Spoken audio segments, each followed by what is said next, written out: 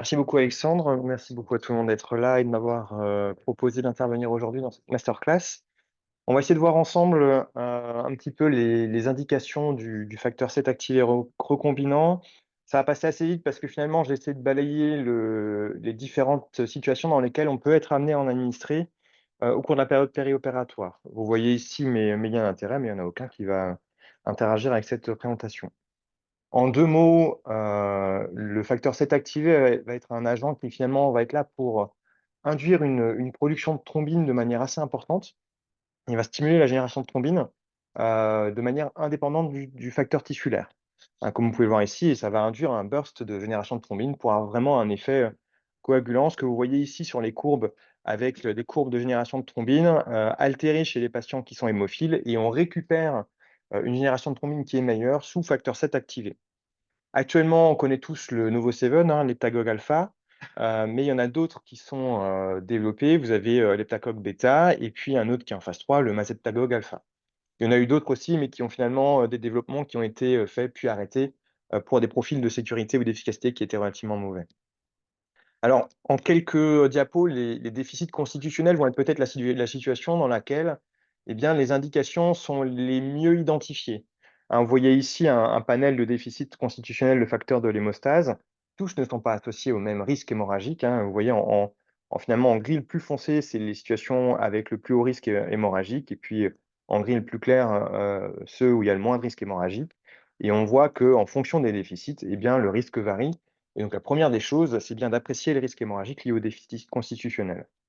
Alors, une des situations les plus évidentes pour utiliser du facteur 7 activé, c'est le déficit, en facteur 7, puisque dans cette situation-là, notamment en cas de déficit le plus profond, eh bien, on voit, dans cette étude française qui est sortie récemment, une enquête de pratique, que, la moitié des patients au moins avaient des scores de saignement qui étaient élevés et la plupart bénéficiaient en périopératoire de l'administration, de facteur 7 activé. Donc dans cette indication-là, finalement, il y a assez peu de débats. Dans les déficits très sévères, eh bien, on peut considérer le facteur 7 activé. Pour les hémophilies, la situation, elle dépend un petit peu du statut du patient. Quand c'est une hémophilie sans inhibiteur, et ben là, finalement, on a, des concentrés de facteurs qui peuvent tout à fait faire usage et on n'a pas besoin de facteur 7 activé. Néanmoins, il y a des patients qui vont développer des inhibiteurs, à hauteur de 20 à 30 pour les hémophiles de type A et 10 pour les hémophiles de type B et c'est en fait des anticorps qui vont, venir reconnaître les facteurs et empêcher l'efficacité de ces facteurs, ce qui va vraiment gêner la prise en charge de ces patients. Alors, il y a un marché, pour ces patients-là qui est énorme avec plein de molécules qui sortent, on en a encore discuté longuement hier, avec énormément de molécules différentes pour prendre en charge ces patients. Là, si on considère, les facteurs 7 activés recombinants, eh bien, le Novoseven, donc l'heptagogue alpha, a déjà une place qui a été identifiée chez ces patients-là. Mais il y a en développement l'heptacoque bêta qui serait associé avec un risque thrombotique un petit peu moindre, même si c'est assez peu démontré encore, à l'heure actuelle. Et vous voyez ici les résultats de l'étude PERCEPT 1 et 2 qui testaient l'efficacité de l'heptacoque bêta chez les patients qui avaient une complication hémorragique. Et on voit finalement des proportions de succès et de contrôle de l'hémorragie chez ces patients qui sont plutôt correctes. Hein, vous voyez, à 24 heures, on est quasiment à 100 et il y a l'étude PERCEPT 3 qui travaille sur, la prise en charge périopératoire de ces patients qui retrouve, il y a une efficacité globalement similaire. Donc on a une place, pour, les facteurs 7 activés recombinants chez les patients qui sont hémophiles avec inhibiteur, bien sûr, à mettre en relation avec les autres molécules qui sont en développement, qui, ont aussi des efficacités extrêmement marquées. Dans le déficit en facteur 11, c'est là aussi un point qui est un peu, à la mode en ce moment. Le la relation entre le phénotype hémorragique et le déficit, est pas toujours linéaire, hein. C'est-à-dire que c'est pas parce qu'on a le niveau les plus bas qu'on a le phénotype le plus hémorragique. C'est pas toujours facile à appréhender. Il existe du concentré de facteur 11, mais qui finalement n'est pas disponible partout, qui est particulièrement coûteux et qui est associé à un risque thrombotique qui n'est pas du tout négligeable. La manipulation du concentré de facteur 11 et le choix de la dose est extrêmement difficile à définir avec un vrai effet prothrombotique et dans ces situations-là, lorsqu'on craint un risque hémorragique avec un déficit, constitutionnel en facteur 11, eh bien là, l'utilisation, de facteur 7 activé recombinant associé à de l'acide tranexamique permet, de récupérer une génération de thrombine qui est plutôt correcte, hein et on le voit ici, on voit que, dans notre enquête nationale en France, finalement, c'est pas forcément les déficits les plus sévères qui sont, forcément ceux avec les phénotypes les plus hémorragiques, hein, c'est les hémorragiques, c'est ce qu'on voit en hachuré ici. On voit que dans des déficits modérés, on peut aussi en avoir et on voit d'ailleurs qu'il y a plus de relation entre l'administration de facteur, 7 et puis le niveau. Concernant les atteintes plaquettaires, la grande indication, du facteur 7 activé recombinant, c'est la thrombasthénie Glanzmann. C'est donc un déficit sur, l'AGP2B3A qui va permettre, sous sa forme activée, de lier le fibrinogène. Et dans ces situations-là, bien sûr, le risque hémorragique, il est majeur. On peut faire de la transfusion plaquettaire, mais les patients vont s'immuniser progressivement avec une perte d'efficacité et c'est des patients qui vont en avoir besoin tout au long de leur vie. Donc c'est pas toujours évident et là, il y a des très grosses cohortes, alors je suis désolé, c'est un petit peu petit, mais on voit que globalement, l'utilisation de facteur 7 activé, seul ou en association avec la transfusion plaquettaire, permet d'avoir une efficacité hémostatique tout à fait satisfaisante, que ce soit en prévention ou en traitement du saignement.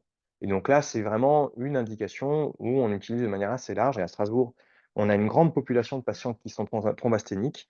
On a vraiment un usage assez large, du facteur 7 activé recombinant dans cette indication-là. Je vous ai mis enfin le syndrome de Bernard-Soulier, donc là, c'est plutôt une atteinte qui porte sur la GP1B. Hem, Ici, il y a très peu de travail. On retrouve un peu dans la littérature la notion du facteur 7 activé recombinant, mais plutôt dans des sous-populations de patients chez qui finalement on n'arrive plus à avoir une efficacité de la tension plaquettaire ou de la desmopressine. Alors peut-être que vous attendez plus, c'est les autres indications, c'est celles qui ne sont pas liées au déficit constitutionnel. Hem, alors, il y a de la littérature sur l'utilisation du facteur 7 activé dans les hémorragies intracrâniennes. J'ai retrouvé cette étude de 2005, hein, publiée dans le New England, qui s'intéressait à des patients qui avaient un hématome intracrânien finalement peu sévère, hein. Vous voyez des scores Glasgow médians à 14-15, des NIHSS qui sont relativement faibles, hein. Vous voyez, on est en moyenne autour de 15-16 et dans cette étude-là, l'utilisation de facteur 7 activé recombinant permettait d'améliorer la mortalité. Alors, on a quand même, des choses assez, troublantes dans ce travail, hein, avec une mortalité qui est extrêmement élevée dans le groupe placebo. Vous voyez, on atteint presque 30 à 90 jours. Donc des résultats qui sont difficilement, extrapolables pour des hématomes intracrâniens qui sont relativement faibles. Il y a eu d'autres travaux qui ont été refaits depuis, notamment, des travaux récents dans, JAMA Neurology, en 2019 avec une étude de plus petite, ampleur, hein. Vous voyez 30 patients versus 30, là aussi dans des hématomes intracrâniens qui sont, relativement mineurs, hein, des patients qui ont des Glasgow entre 14 et 15, qui ont des NIHSS qui ne sont pas beaucoup plus élevés. Ici, il s'intéressait essentiellement à l'évolution du volume, de l'hématome intracrânien et finalement des résultats qui sont, négatifs avec, une absence de différence sur l'évolution de l'hématome dans les 24 premières heures, quelle que soit la façon dont on le regarde. Les auteurs ont récemment publié un travail dans le journal Stroke à droite, où ils ont essayé de comprendre pourquoi, finalement ça ne marchait pas et une des explications, c'est probablement que l'hématome se constitue dès le début et que finalement, si on administre trop tard le facteur 7 activé, ça n'a pas beaucoup d'intérêt puisque, la majeure partie de l'hématome est déjà constituée. Ils ont quand même, dans d'autres travaux, essayé de pouler différentes études ensemble pour augmenter leur cohorte, avec des résultats qui sont significatifs sur l'expansion de l'hématome, mais finalement aucun marqueur, clinique et donc pour l'instant, c'est difficile de, se faire une idée de la place de ce traitement-là dans ces indications-là, puisqu'on n'a pas de preuve d'une efficacité pour le patient concrète. Il y a des études qui sont encore en cours avec l'idée là, c'est de l'administrer le plus tôt possible, dans l'optique de stopper l'expansion de l'hématome, mais pour l'instant, on n'a pas les résultats et la Société savante de neurologie ne recommande pas du tout d'administrer le facteur 7 activé dans cette indication. Donc là, des données qui sont nettement insuffisantes. Concernant, les antiagréments plaquettaires, Fanny vous en a parlé tout à l'heure, du ticagrelor, on a le problème de cet agent antiplaquettaire qui, n'est pas, qui est réversible et donc qui ne peut pas facilement être traité par la transfusion plaquettaire. Et donc le facteur 7 activé recombinant a été proposé, on va dire en alternative pour essayer de stimuler la génération de thrombine, la thrombine qui est un puissant activateur plaquettaire, et aussi stimuler donc la génération de thrombine pour avoir un caillot plus stable sur la base d'essais in vitro, comme vous pouvez le voir ici, avec une génération de thrombine qui est beaucoup plus rapide lorsqu'on met du facteur 7 activé en présence de ticagrelor et c'est ce qui a conduit le GIHP à proposer chez les patients sous ticagrelor l'utilisation du facteur 7 activé. Un niveau de preuve qui est très faible, mais pour l'instant, en termes d'alternatives, on n'a pas encore grand-chose. Donc un intérêt potentiel, mais qui reste à démontrer.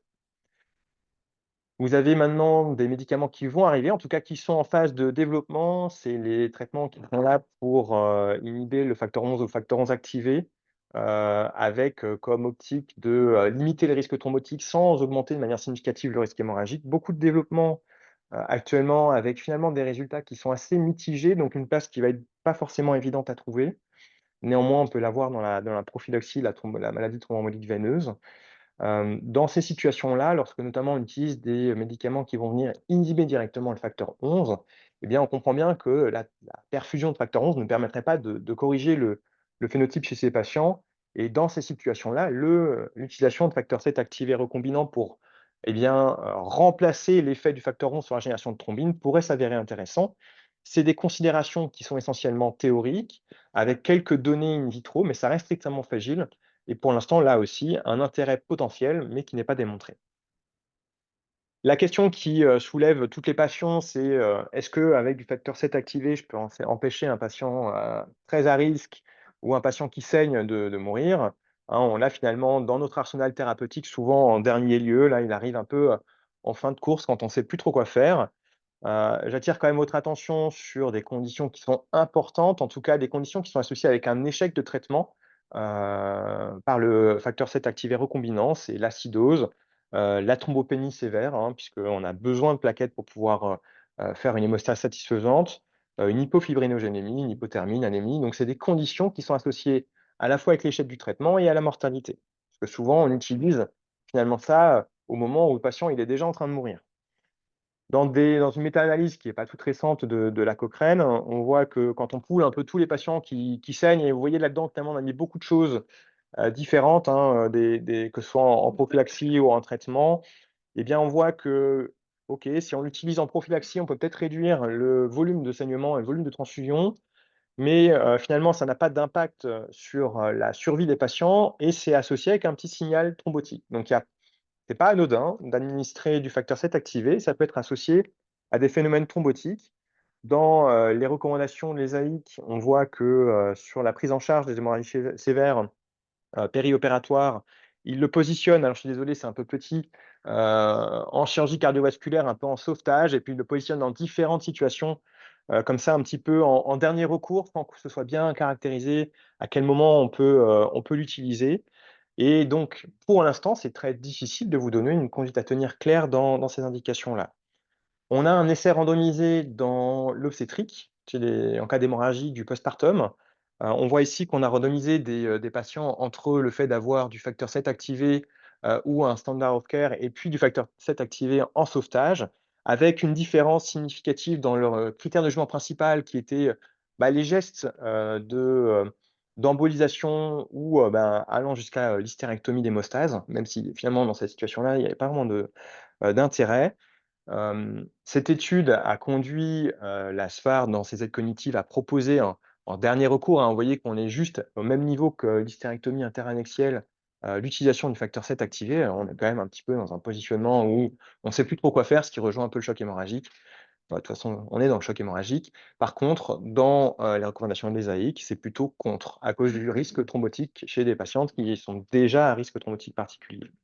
Donc un positionnement difficile. Enfin, il y a la question du saignement sous ECMO, qui rejoint là aussi les saignements importants, mais c'est finalement une situation dans les centres de chirurgie cardiaque comme, ici avec Alexandre à Rennes ou nous à Strasbourg, où on se pose régulièrement la question d'utiliser, avec toujours l'envie d'un côté de faire stopper ce saignement qui nous embête et de l'autre la peur de faire thromboser le patient et le circuit d'ECMO. Quand on regarde un peu la littérature, très hétérogène, beaucoup de séries, mais qui permettent pas facilement de conclure. On voit dans une série ici que, OK, ben, quand, j'ai administré du facteur 7 activé, bah, finalement, je transfuse moins dans les 24 heures après que dans les 24 heures avant. Ça veut pas dire grand-chose parce qu'on a, tellement de facteurs confondants que c'est difficile de se faire une idée. On a d'autres séries qui finalement montrent que ça change pas grand-chose, d'utiliser le facteur 7 et en plus, comme c'est très hétérogène et qu'il y a beaucoup de facteurs confondants, on a énormément de mal à se positionner. Un travail intéressant, qui a été publié récemment sur, des patients qui sont, transplantés pulmonaires sous CEC et qui saignent. où finalement, ce qui est intéressant de retenir ici, c'est que, un, il n'y a pas de vrai signal d'efficacité et deux, les conditions dont je vous parlais tout à l'heure, elles sont très difficiles à atteindre lorsque le patient saigne. On voit finalement que, lorsqu'on essaie d'avoir nos objectifs, avant facteur 7 activé, dans plus de la moitié des cas, on n'y arrive pas parce que le saignement est tellement intense et donc ça pose la question du positionnement. Est-ce qu'on n'arrive pas déjà trop tard au moment où on considère ce facteur 7 activé? Donc vous voyez un bénéfice qui est tout à fait incertain. J'ai essayé de vous résumer, je suis désolé, c'est passé assez vite, mais les différentes indications possibles, dans lesquelles on considère l'utilisation, mais vous voyez un niveau de preuve qui est pour l'instant extrêmement faible. On a du mal à le savoir. Alors il y a des déficits constitutionnels pour lesquels là, c'est assez bien établi, même si pareil, c'est pas démontré par des essais randomisés contrôlés, mais on a quand même, une pratique qui est assez bien ancrée et finalement pour les autres situations, ça reste quelque chose d'extrêmement fragile. Voilà, je vous remercie beaucoup de votre attention.